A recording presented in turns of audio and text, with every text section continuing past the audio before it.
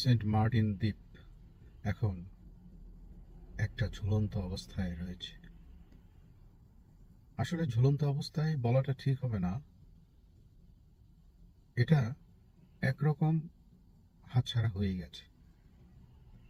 এখানে বিদেশি উড়োজাহাজ নামবে, উঠবে। সেখানে আমাদের বাংলাদেশের মানুষগুলো তাকিয়ে তাকিয়ে শুধু দেখবে যে কিভাবে তাদের দেশটাকে গ্রাস করে নেওয়া হচ্ছে। আপনারা কি দেখতে পাচ্ছেন না মিডল ইস্টে কি হচ্ছে? আপনারা তো নিশ্চয়ই বুঝতে পারছেন যে মিডল ইস্টে কি হচ্ছে।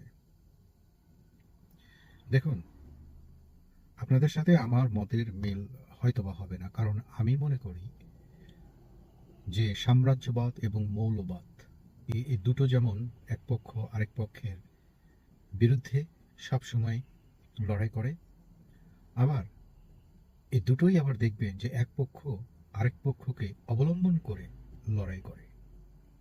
এটা কেমন কথা? যেমন ধরুন, বর্তমান সরকার মৌলবাদকে আঁকড়ে ধরে সাম্রাজ্যবাদকে সহায়তা করছে, অথচ বাস্তবে মৌলবাদ এবং সাম্রাজ্যবাদ দুটি কিন্তু একে অপরের শত্রু। এখানে সাম্রাজ্যবাদরা মৌলবাদকে ব্যবহার করছে। সাম্রাজ্যবাদরা চায় যে মৌলবাদ যারা করে তারা যেন তাদের পক্ষ হয়ে কাজ করে।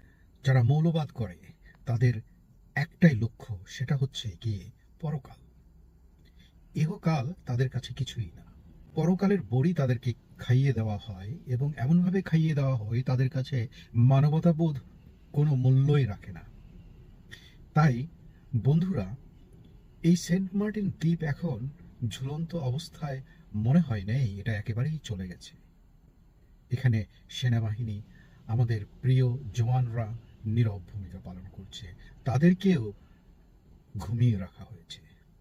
এখন একটাই ভরসা, সেটা হচ্ছে বাংলার আপামর জনসাধারণ। বাংলার আপামর জনসাধারণ যদি এর বিরোধিতা না করে, তাহলে আমরা আর বোধহয় সেন্ট মার্টিন দ্বীপকে রক্ষা করতে পারবো না।